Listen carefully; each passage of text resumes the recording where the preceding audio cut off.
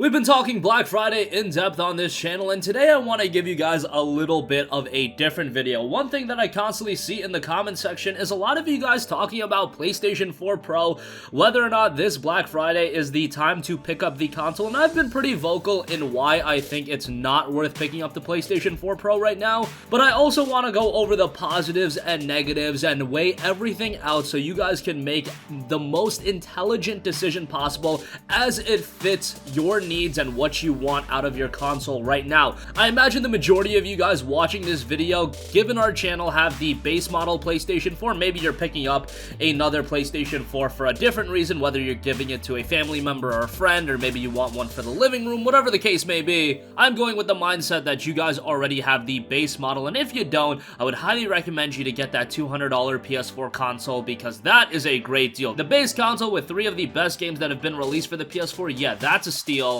However, the PS4 Pro has been something, at least from a pricing standpoint, that has been a relatively controversial topic. The PlayStation 4 Pro came out all the way back in 2016. It launched at $400 back then. I picked one up at launch and I've had a great time with my PS4 Pro. But it has been 3 years since the initial launch of that console and it still sits at a hefty price point. Outside of Black Friday, you're typically looking at a $400 price point. However, during this Black Friday period, you're looking at getting the console for $300. Now, I should mention that they do have a couple of different variants. Amazon actually had the Death Stranding bundle in stock for a second. That was available for $300. It went out of stock really quickly. I let you guys know about the Call of Duty Modern Warfare bundle, and then that went out of stock very quickly. And right now, based on what I'm seeing from Amazon, now of course you can go to your retailer of choice and you can try to find another bundle, but based on what I'm seeing out of Amazon, you just have the base console in stock, and that is available for $300. So that's what we're gonna go with, because if you weren't in that window to pick up a console a little bit earlier, then you're kind of SOL. But I do imagine that the Call of Duty bundle will come back in stock. As far as the other bundles go, I don't know, but I do think the COD one is going to come back in stock. And again, keep checking Amazon because the other bundles may come back in stock. But the real question remains, as the title of this video suggests, is it worth getting a PlayStation 4 Pro? Now, obviously, my ultimate answer is going to be no, and I've said that in a variety of different videos, but let's weigh the pros and the cons, and let's start with the pros. Now, obviously, the reason being about not getting a PS4 Pro right now is the impending release of the PlayStation 5 in holiday 2020. However, I don't want you guys to get this misconception. The PlayStation 4 Pro is going to be sticking around for a while. It's going to be here for the next year, and we still have some major games that are going to be released on the PS4. This includes The Last of Us Part 2, Final Fantasy VII Remake, Cyberpunk 2077, and of course you have a back catalog of a plethora of games that the PlayStation 4 Pro would enhance. However, so there are quite a few benefits in terms of a technical standpoint that the PlayStation 4 Pro would improve these games. And if you're talking about the PS4 Pro difference, there is a decent bit of difference when you look at the PS4 Pro versus the base PS4.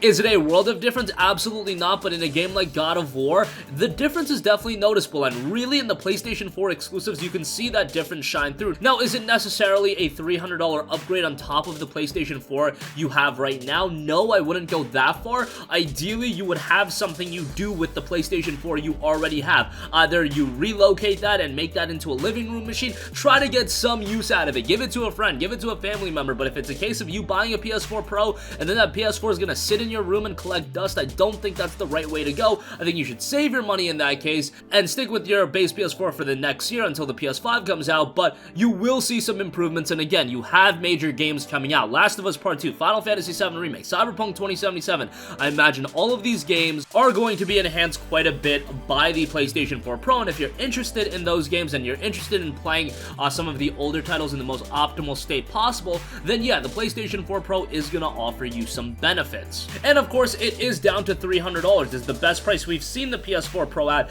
thus far. Last year during Black Friday, it didn't even see a discount. The PS4 Pro in general, I think Sony understands that it is a console that's catered towards the more hardcore gamer, the gamer that is a little bit more affluent, and they're willing to spend a higher end price point on a console. Thus, they're not gonna be as quick to put it on sale at a steep discount. They're not going to be as quick to bundle in a bunch of games like they're doing with the base PS4. Rather, they're going to try to get the most money out of you possible, and even with that, it being down to $300, I think is relatively reasonable. Still a hefty price. $300 is what you would normally pay for the regular PS4, but all things considered, I do think $300 is a decent price when we're talking about relativity to how the PlayStation 4 Pro has been priced in the past. Now, obviously, let's move on to the negatives, and you can say a lot about the negatives. Now, the main pushback on the PS4 Pro right now, it was one thing buying it in 2016 and upgrading it and getting the most out of that console in 2016 and having, you know, the rest of this generation to utilize that console and getting the best benefits. However, the PlayStation 5 is coming out in holiday 2020, and think about the $300 you're spending on the PS4 Pro. You can easily put that money towards the PlayStation 5. The PlayStation 5 at cheapest is probably going to be $400. Most expensive, I wouldn't expect it to be more than like $500, maybe $600, and that is a really big stretch. I really think it's going to be $400 to $500. Sony knows how important it is to price a console accordingly, and I think with the PS5, it is going to be $400 to $500, and if you're dropping $300 with the PlayStation 4 Pro, that is a sizable chunk of the money that could go towards your PlayStation 5. I know we're looking ahead to a year, but again, if you just want to compare it from that standpoint, it is just a way better option to wait for the PS5. Some of you guys might think, oh, I can get the PS4 Pro now, and when the PS5 comes out, I can trade in my PS4 Pro, maybe I'll get a lot of the money back.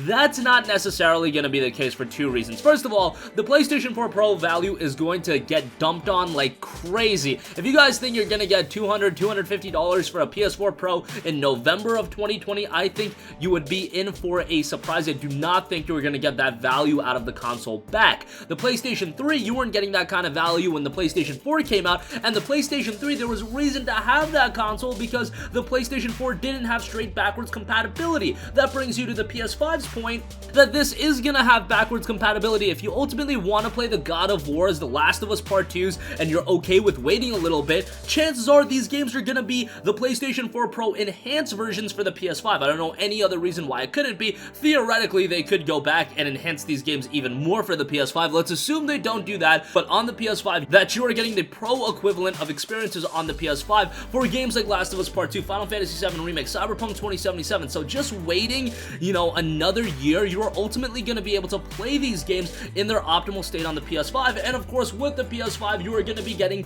next generation titles as well. Right now, it just does not make a lot of sense for the majority of you guys to get a PS4 Pro, especially if you have a base console. Now, if you're one of the few that doesn't have a base console and you just want to get a PS4 right now, and you're deciding between the Slim or the PS4 Pro, maybe there's reason to get the Pro. Even then, I think I would side with the option of getting the $200 PS4 so you are ready to get the PS5 and you're not spending all too much. And of course, the PS4 Slim bundles are pretty ridiculous right now with all of the additional games you're getting and whatever the case may be. But in my opinion, a PlayStation 4 Pro in 2019 Black Friday just doesn't make a lot of sense. If you consider everything, if you weigh all the options, if you weigh all the facts, we know the PS5 is coming out late next year. If they cut the PS4 Pro's price a little bit more, if it was $250, around that range, I think it would be a really good buy. However, at $300 and getting the console itself, I just don't think it's worth it, especially because it's not like it's a sizable improvement upon the PS4. It's not like the Xbox One X, and even with that, Microsoft is cutting the price of the One X steeper than the PS4 Pro. Now that the One X typically goes for $500, it's down to $350. That's still a $150 price cut, whereas with the PS4 Pro, you're only getting a $100 price cut. But nonetheless, I wish Sony was a little bit more, lenient with the PS4 Pro's price. I wish they did cut it a little bit more. I mean, come on, we're at the end of the generation, and you're still going to be charging $300 for this console. I love the PS4, but PS4 Pro for that much, I do think is just a little bit too much. I think you're much better off saving that money, put it towards the PS5, or hey, you got $300, there are a ton of phenomenal games on sale right now. Stick with your base model, pick up some games, play them on your PS4. A year down the line, you're probably going to get the PS5, pick up the PS5 then, and then you'll be able to play the Pro variant and the Pro experiences of these titles if you want to go back and you want to play a Last of Us Part 2 after it comes out in May of next year, and you want to play that on the PS5 as well. You'll be playing the Pro equivalent experience. It's not going to be the end of the world. Again, the difference isn't that astronomical where I think it's really worth it, but that's just my 2 cents, and that's going to conclude this video. If you guys